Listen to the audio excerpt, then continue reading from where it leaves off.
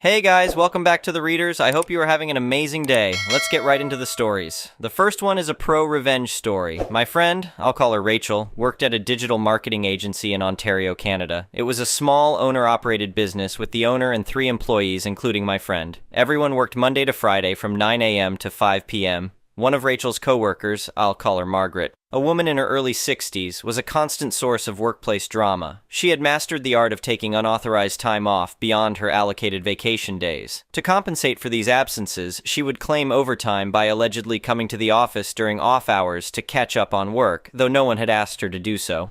"I just need to finish up some reports," she would say, waving a stack of papers. "It'll only take a few hours." The owner would sigh. "Margaret, we've discussed this before. Overtime needs to be approved." Despite catching Margaret in numerous falsehoods and warning her about unauthorized overtime claims, the owner hesitated to take disciplinary action. She had learned after hiring Margaret that she'd been fired from her previous position at another local marketing agency for similar behavior. However, Margaret had successfully sued her former employer for wrongful termination and won a settlement. In 2022, after Rachel had worked at the agency for several years, the owner decided to retire and offered to sell the business to her. Rachel accepted the deal and retained both Margaret and the other employee, Lisa. Like the previous owner, Rachel feared legal repercussions if she terminated Margaret's employment. Upon taking over, Rachel implemented strict policies regarding time off and established a firm no overtime rule. Margaret's schemes became less successful under Rachel's leadership, but she still had one trick left. Rachel, a divorced mother of 2 girls involved in competitive swimming, would occasionally leave early to drive her daughters to practice or meets. Margaret would wait for these absences to book time off without facing immediate rejection. "Where's Margaret?" Rachel would ask the next morning. Lisa would shrug and say, "She left a note saying she's taking today off." Rachel usually didn't make an issue of these incidents since the no overtime policy meant Margaret couldn't claim compensatory time. She either lost a day's pay or used her vacation days. Plus, 2 people could typically handle the daily workload efficiently. However, things came to a head in March 2024 when Rachel planned to attend her daughter's swimming championship. She explicitly told both employees they couldn't take time off during her absence. "I need both of you here those days," Rachel emphasized during a staff meeting. "The end of March is always busy for us." "Of course," Margaret nodded. "Not a problem at all."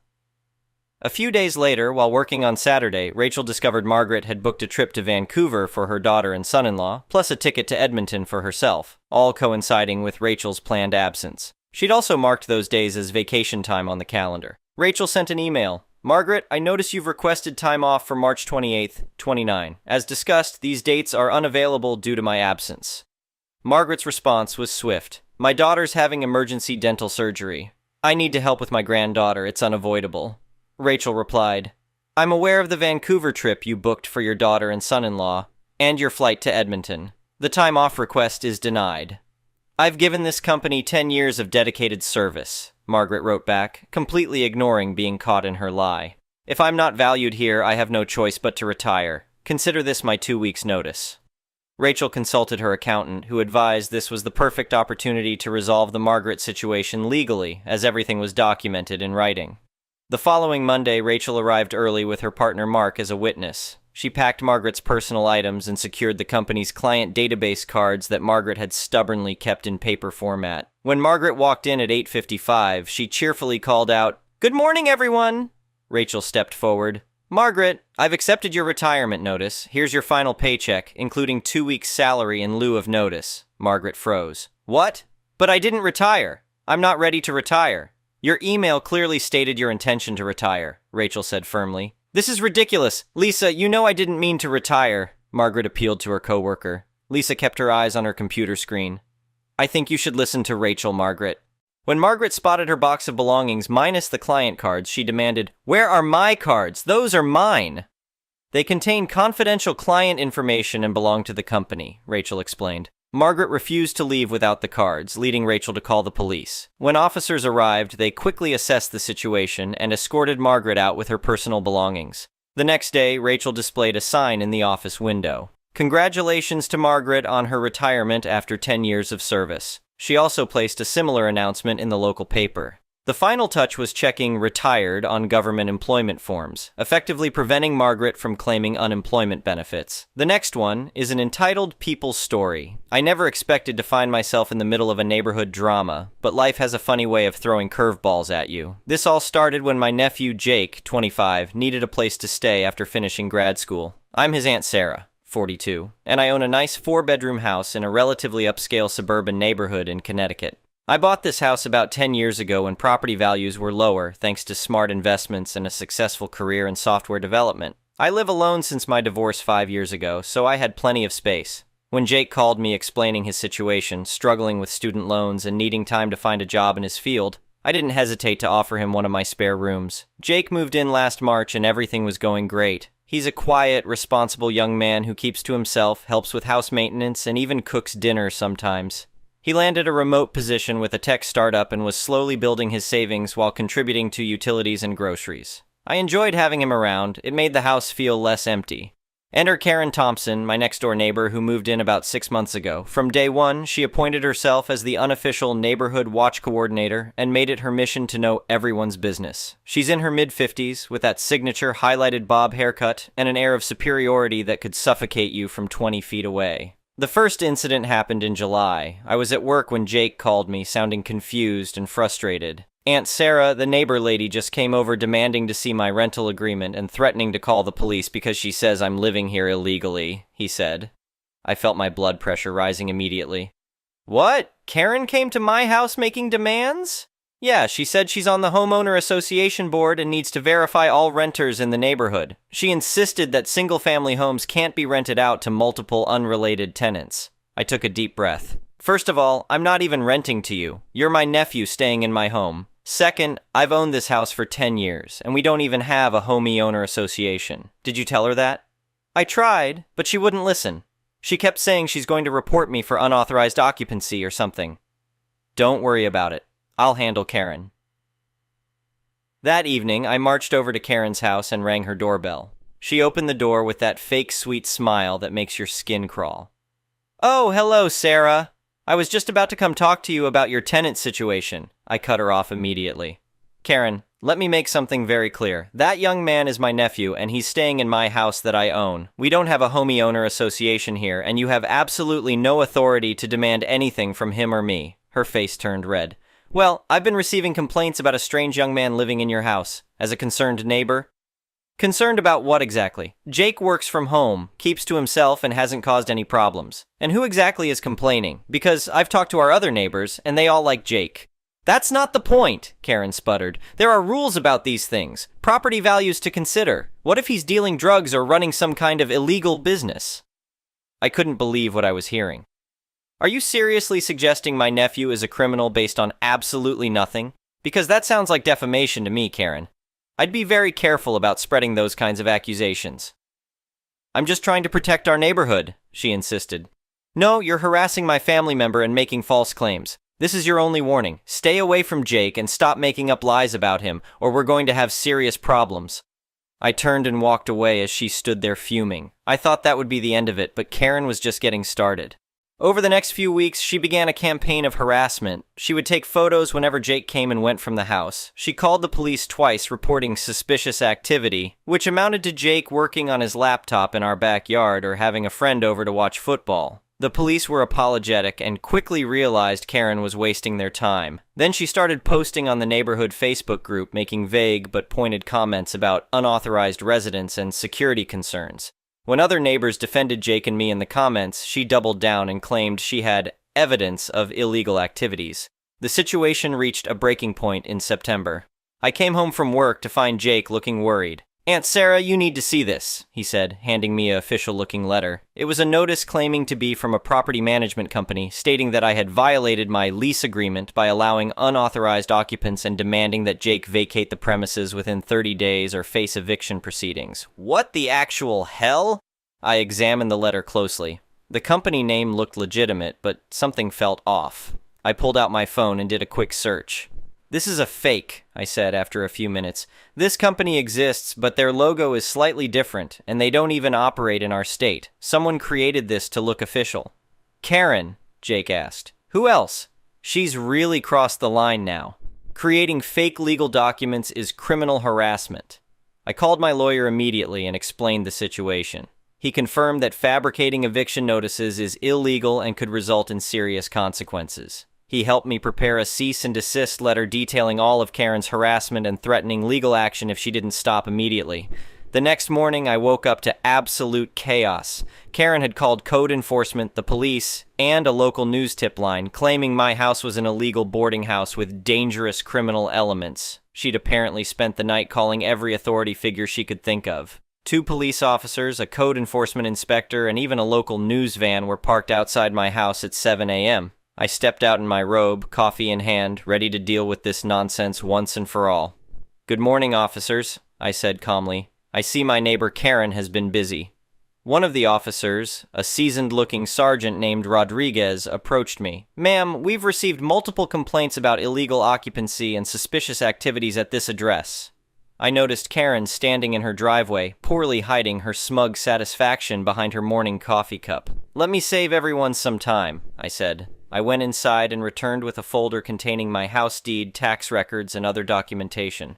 "I'm Sarah Mitchell, the owner of this house. That young man is my nephew Jake, who's staying with me while establishing his career. Here's all the documentation proving ownership and residency." The code enforcement inspector, Mr. Williams, reviewed my paperwork. "Everything appears to be in order, Miss Mitchell. Single-family home, owner-occupied, no zoning violations." Karen suddenly appeared beside us, waving her phone. "But I have proof! I have photos of different cars visiting, people coming and going at odd hours." "You mean when my nephew's college friends visited to watch the NFL playoffs?" I interrupted. "Or when I hosted my book club last month. Karen, you've been photographing my house and my family member without consent, creating fake eviction notices and harassing us for months." The officer's attention shifted to Karen. "Ma'am, did you say you created fake eviction notices?" Sergeant Rodriguez asked sharply. Karen's face went pale. I was just trying to protect our neighborhood. He could be anyone. Running a drug operation, or my nephew works remotely as a software developer," I said, pulling out Jake's employment verification letter, which you'd know if you'd ever had a normal conversation with him instead of stalking him and making up wild accusations. The news reporter, who'd been quietly observing, stepped forward with her microphone. "Miss Thompson, would you like to comment on these allegations of harassment and creating fraudulent legal documents?" Karen's demeanor changed instantly. "Turn that camera off. This is a private matter." She started backing away toward her house. "Actually," I said, "since you involved the media, let's talk about everything. The false police reports, the defamatory social media posts, the unauthorized surveillance." I turned to the reporter. "I have documentation of all of it, including security camera footage of her trespassing on my property to deliver fake legal notices." That's when Jake came outside, dressed professionally for his remote workday. "Officers, I'd also like to file a harassment complaint. I have screenshots of Mrs. Thompson telling other neighbors I'm running a drug operation, which has affected my reputation and caused me significant distress." Karen fled into her house, slamming the door. The officers followed to have a word with her while Mr. Williams apologized for the unnecessary inspection. The reporter, Sarah Chen from Channel 8 News, was thrilled. "Would you be willing to do an interview about neighborhood harassment and false reporting? We've been covering a series of similar incidents in suburban communities." I agreed, and over the next hour, Jake and I gave a comprehensive interview about Karen's months-long campaign of harassment. We showed them the fake eviction notice, the security footage, and the social media posts. I explained how Karen had weaponized local authorities and abused reporting systems to try to force out a legitimate resident she simply didn't like. The story aired that evening. Local woman faces legal troubles after campaign of harassment against homeowner and nephew. The segment included interviews with other neighbors who praised Jake as a quiet, respectful resident and condemned Karen's behavior. But the real fallout was just beginning. The police charged Karen with harassment, filing false reports, and creating fraudulent legal documents. My lawyer filed a civil suit for defamation and emotional distress. The property management company, whose letterhead she'd forged, also pursued legal action. Karen's husband Tom, who traveled frequently for work and had been oblivious to her behavior, finally returned home to find his wife facing multiple legal issues. I overheard their argument through their open windows. "What were you thinking, Karen? We could lose everything over this," Tom shouted.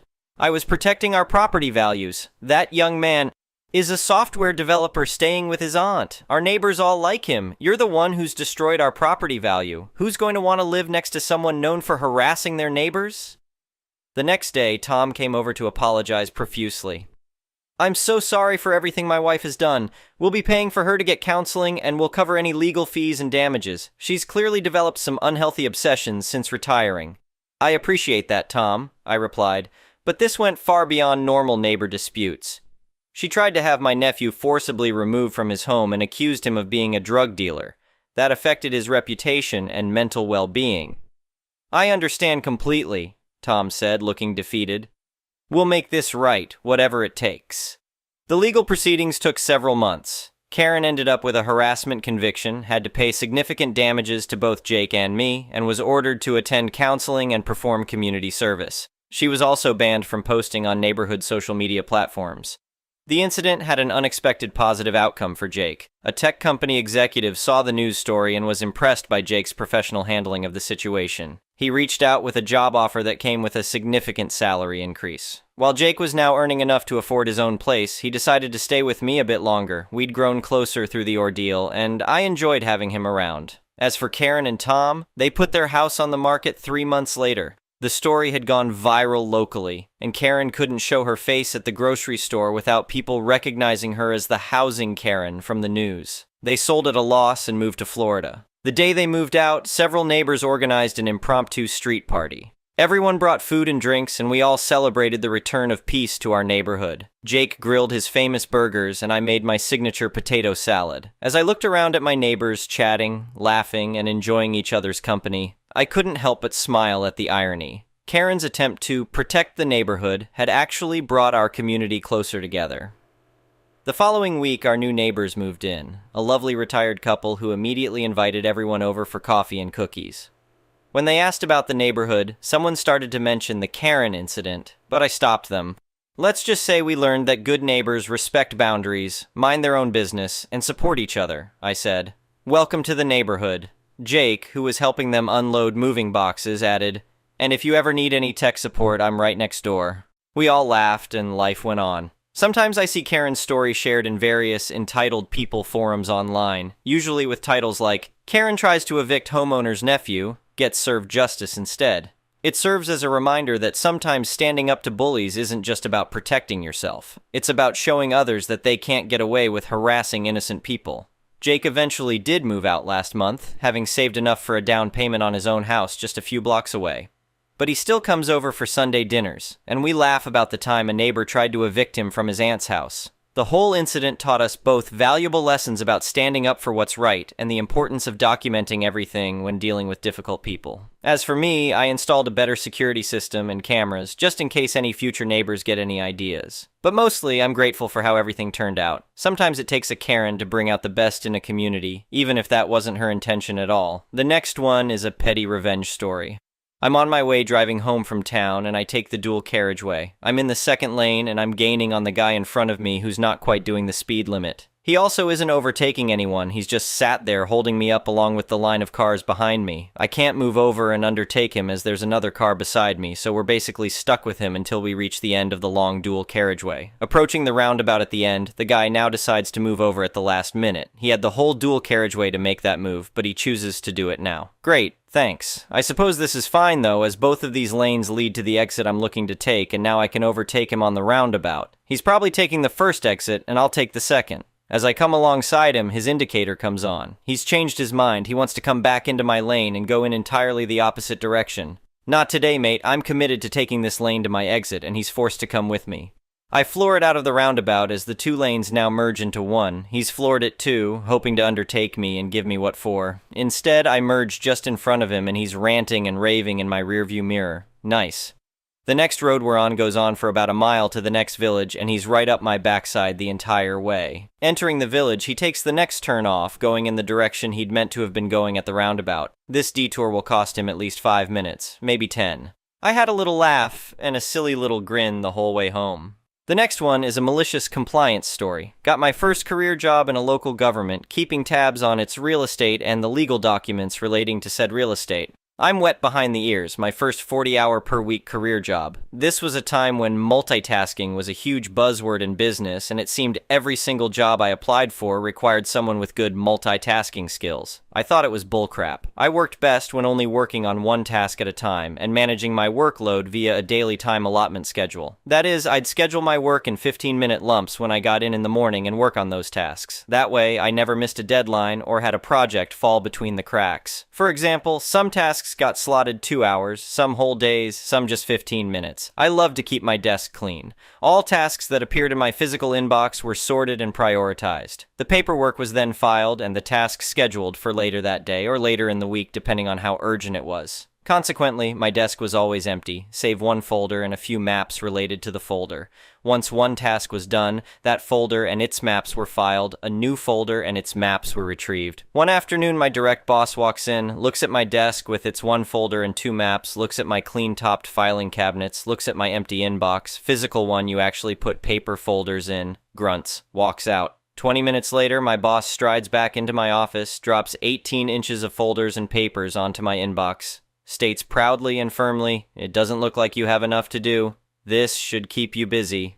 He smiled and strutted back to his cluttered office. It was busy work. 3 weeks of mind-numbing paperwork, nothing outside of my work description. Just more like duplicate files, old contracts, unorganized paperwork, and/or outdated maps. In dealing with the dump's aftermath, I learned my lesson. While doing my actual job was important, it was equally important that hard work appear to be happening so I could do my actual job. I started saving old files, old maps, and old legal documents. I rebound up papers that normally would have been recycled into legitimate-looking folders. I transformed my office into a duplicate of my boss's chaotic file and paper hellscape. My inbox always had papers and folders in it. Height and number would vary, daily. Never empty. I had folders piled on top of the file cabinets, folders in stacks on the floor, 24 of those white office boxes packed with files towering around my work area. I even had a map rack with old maps rolled up in it. My office looked utterly cluttered. I even took to walking everywhere with a steno pad, a file folder, and sometimes a map under my arm. Didn't matter where. Getting coffee? Pad and file. Pooping? Pad and file. Pointless meeting? Pad. 2 files. Actual necessary and productive meeting. Pad, relevant file, relevant map. Every morning, right after scheduling my real work, I would shuffle the fake folders and paper around my desk and work area, move the boxes about every 2 weeks. But in all that visual chaos, I kept one area of my desk clean, where the real work happened. One day, my boss peeked into my office, the door bumping into a stack of 3 full white boxes placed behind it, preventing it from fully opening. A single file fell off the top, spilling its guts all over the floor. He looked around, paused at the mess he just made, then, sorry about that. What you working on?" I rattled off 3 of the highest priority properties on the current week's schedule and the tasks for each. "All right, I'll give this to someone else," and walked on down the hall. I'd already completed those tasks. Thank you for watching. I would really appreciate it if you could like the video and subscribe to our channel if you haven't already. We'll see you again tomorrow.